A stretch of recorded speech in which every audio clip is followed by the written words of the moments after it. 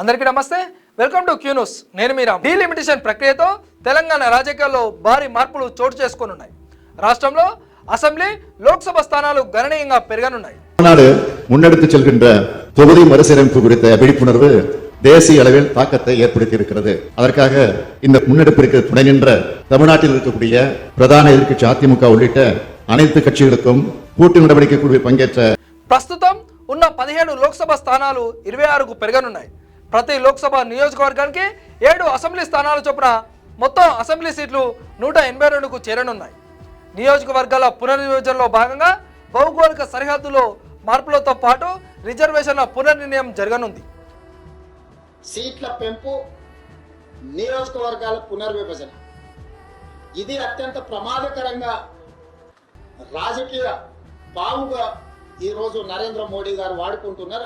2011 జనాభా లెక్కల ఆధారంగా ఎస్సీ ఎస్టీలకు రిజర్వేషన్లు ఖరారు చేయనున్నారు.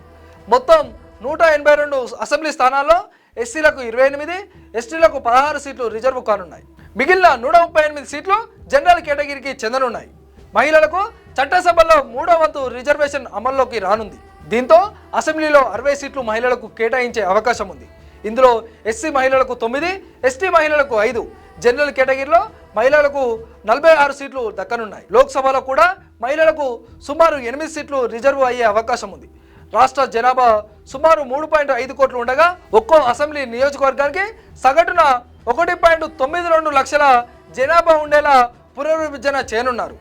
దీనికి 10% వరకు ఎక్కువ లేదా తక్కువ జనాభా ఉండేలా సడలింపులు ఇవ్వనున్నారు. ఉమ్మడి రాష్ట్రంలో తెలంగాణ ప్రాంతానికి 107 అసెంబ్లీ స్థానాలు ఉండగా 2008 పునర్విభజనలో అవి 119కి పెరిగాయి. రాష్ట్ర విభజన సమయంలో 153 సీట్లు పెంచే ప్రతిపాదన ఉన్నప్పటికీ అమలు కాలేదు. తాజాగా డీలిమిటేషన్తో ఈ సంఖ్య 182కు చేరనుంది. పట్టణీకరణ ప్రభావంతో హైదరాబాద్, రంగారెడ్డి, మేడ్చల్ ప్రాంతాల్లో సీట్ల సంఖ్య ఎక్కువగా పెరిగే అవకాశం ఉంది. ప్రస్తుతం ఉన్న 25 సీట్లకు అదనంగా మరో 15 వరకు పెరిగే అవకాశం ఉందని అంచనా.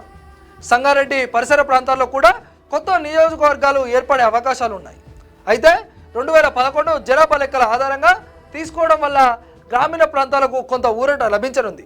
పట్టణాలకు భారీగా వలసలు జరిగినప్పటికీ పాత లెక్కల ప్రకారం పునర్విభజన జరగడం గ్రామీణ ప్రాతినిధ్యం పూర్తిగా తగ్గిపోకుండా ఉండే అవకాశం ఉందని విశ్లేషకులు భావిస్తున్నారు. డీలిమిటేషన్ కమిటీని సుప్రీంకోర్టు న్యాయమూర్తి నేతృత్వంలో ఏర్పాటు చేయనున్నారు.